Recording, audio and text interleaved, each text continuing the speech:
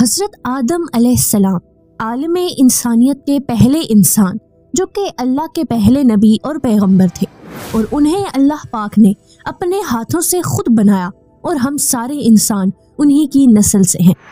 ناظرین، آج کی اس ویڈیو میں ہم حضرت آدم علیہ السلام کے جنت سے لے کر دنیا تک کے سفر کے بارے میں بات کریں گے، تو آپ سے گزارش ہے کہ ویڈیو کو آخر تک ضرور دیکھیے گا۔ ناظرین، سورہ بقرہ میں اللہ پاک نے حضرت آدم علیہ السلام کا ذکر کیا کہ جب اللہ نے انسان کی مخلوق کو پیدا کرنے کا ارادہ فرمایا تو اللہ نے فرشتوں سے فرمایا کہ میں زمین میں اپنا ایک خلیفہ بنانے والا ہوں۔ اب فرشتوں کو لگا کہ ان کی عبادت میں کوئی کمی رہ گئی، اس لیے اللہ نے نئی مخلوق کو بنانے کا ارادہ فرمایا۔ فرشتوں نے کہا کہ اے اللہ، ہم تیری ہی حمد اور پاکی بیان کرتے ہیں، کیا تو ایسی مخلوق پیدا کرے گا جو زمین میں فساد کرے گی اور خون خرابہ کرے گی؟ اس کے جواب میں اللہ پاک نے فرمایا کہ جو میں جانتا ہوں وہ تم نہیں جانتے۔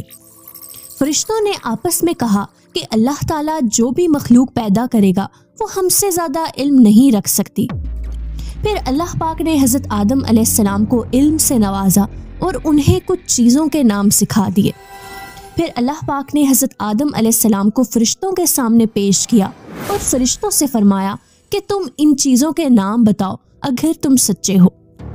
فرشتوں نے کہا کہ اے اللہ، ہم اتنا ہی علم جانتے ہیں جتنا تو نے ہمیں عطا کیا ہے، اس کے سوا ہم کچھ نہیں جانتے۔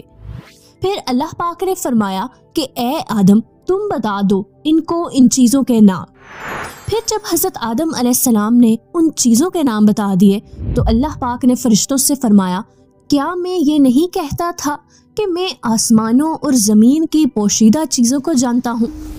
پھر اللہ پاک نے فرشتوں سے فرمایا کہ تم آدم کو سجدہ کرو، تو وہ سب سجدے میں گر پڑے مگر شیطان نے سجدہ نہیں کیا۔ اللہ پاک نے فرمایا کہ اے ابلیس، تجھے کیا ہوا کہ تو سجدہ کرنے والوں کے ساتھ شامل نہ ہوا؟ شیطان نے تکبر میں کہا کہ میں ایسا نہیں ہوں کہ انسان کو سجدہ کروں جسے تو نے گارے کی مٹی سے بنایا ہے، میں اس سے بہتر ہوں کہ تو نے مجھے تو آگ سے پیدا کیا۔ اللہ تعالیٰ نے شیطان سے فرمایا کہ یہاں سے نکل جا، تو مردود ہے۔ شیطان نے کہا کہ مجھے قیامت تک مہلت دے دی جائے۔ اللہ پاک نے فرمایا کہ تجھ کو مہلت ہے۔ شیطان نے کہا کہ میں قسم کھاتا ہوں کہ میں انسان کی سیدھی راہ پر بیٹھوں گا، پھر میں ان پر حملہ کروں گا، ان کے آگے سے بھی، پیچھے سے بھی، دائیں سے بھی اور بائیں جانب سے بھی، اور ان میں سے اکثر کو تو شکر گزار نہیں پائے گا۔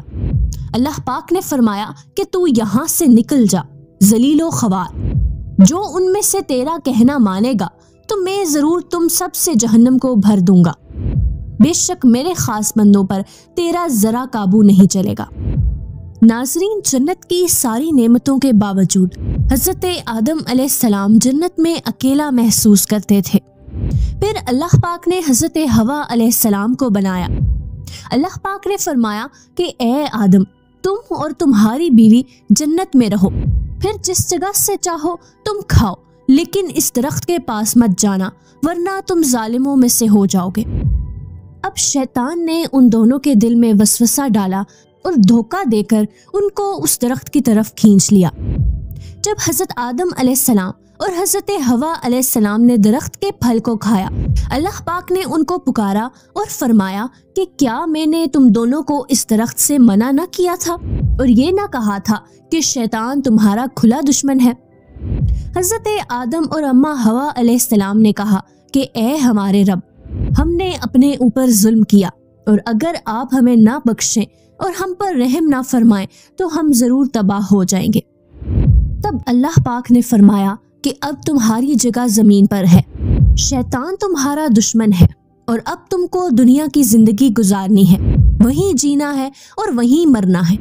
دنیا میں آنے کے بعد کئی سالوں تک حضرت آدم علیہ السلام نے اللہ پاک سے معافی مانگی۔ پھر اللہ پاک نے حضرت آدم علیہ السلام کو معاف کر دیا اور فرمایا کہ تم اور تمہاری اولاد دنیا میں رہو گے۔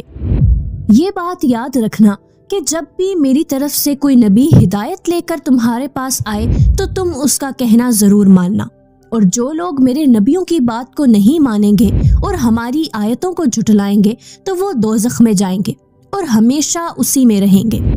ناظرین، پھر حضرت آدم علیہ السلام کو اللہ پاک نے حضرت حوا علیہ السلام سے ملایا اور وہ اپنی زندگی بسر کرنے لگے، اور یہیں سے انسانوں کی نسل کا آغاز ہوا۔